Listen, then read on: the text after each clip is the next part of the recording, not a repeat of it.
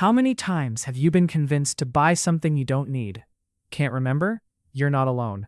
Every day, we're bombarded with psychological tricks.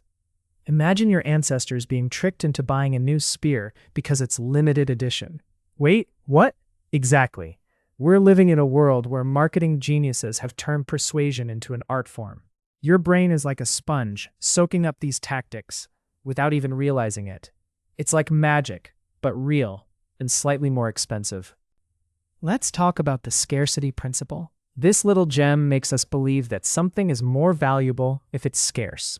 Robert Cialdini, the psychology wizard, noted that scarcity drives us to make hasty decisions. Imagine a caveman thinking there are only 2 mammoths left in the world. He's going to act fast, right? Fast forward to today, and you're clicking buy now because only 2 are left in stock. It's the same primal urge, just with more Wi-Fi involved. Now, the foot in the door technique. This psychological hack gets you to agree to a small request, making you more likely to agree to a bigger one later. Friedman and Fraser, the dynamic duo of persuasion, discovered this. Imagine saying yes to a tiny, harmless survey. The next day, you're signing up for a year's subscription to Cat Enthusiasts Monthly. How did that happen? Your brain got tricked. Again. It's like being asked to hold a friend's drink, then suddenly you're hosting their wedding. Social proof is another sneaky tactic. If everyone's doing it, it must be good, right? Robert Cialdini strikes again, explaining how seeing others use a product boosts our trust in it. Imagine your ancestors spotting everyone wearing the same animal skin. Must be the trend, right? Fast forward to today, and it's the same with gadgets. You see 5-star reviews, and suddenly you're convinced.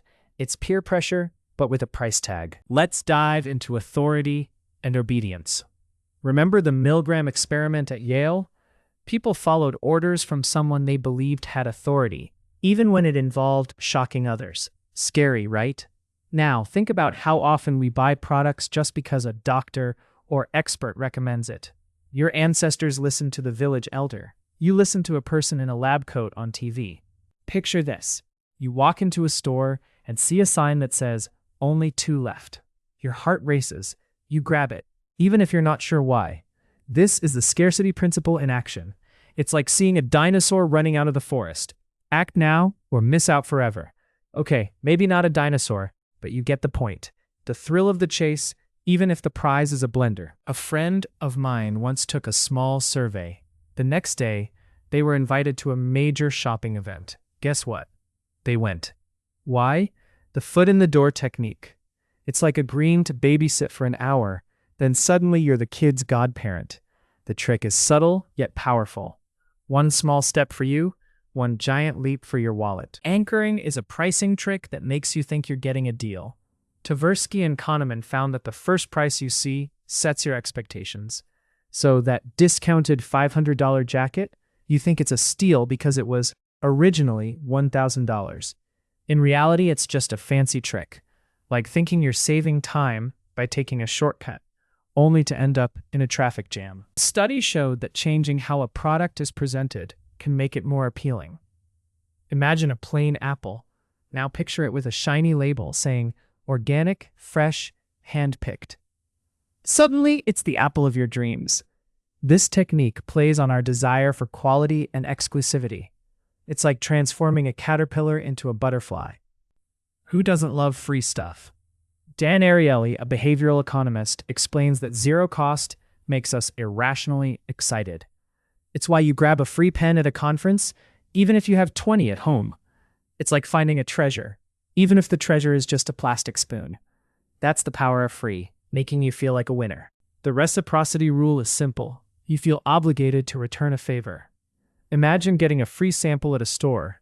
Suddenly, you feel the urge to buy something. It's like your brain saying, they gave you a cookie, now buy the jar.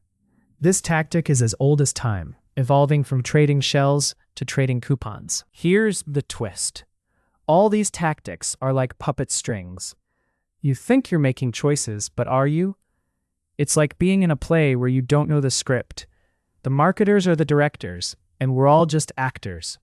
But once you see the strings, you can start cutting them. Reflect on this. Your brain hasn't changed much since your ancestors' time.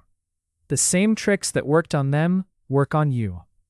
They avoided predators. You avoid bad deals. Understanding these tactics is like having a map in a maze. It's the difference between being lost and finding your way. Keep your wits sharp, like your ancestors did with their spears. So how many unnecessary purchases have you made? The answer might surprise you. But now, you're armed with knowledge. The next time you see a limited edition or last chance sign, smile knowingly. Remember, you're not alone. We're all in this together, navigating a world full of psychological tricks.